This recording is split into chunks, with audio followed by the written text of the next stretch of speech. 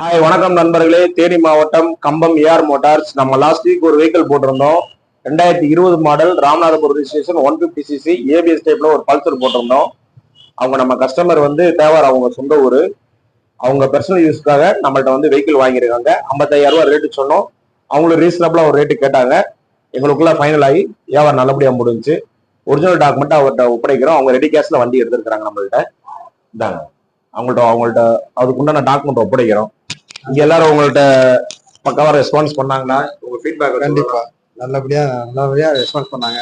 நல்லபடியா எங்களுக்கும் வியாபாரம் முடிஞ்சதுல சந்தோஷம்.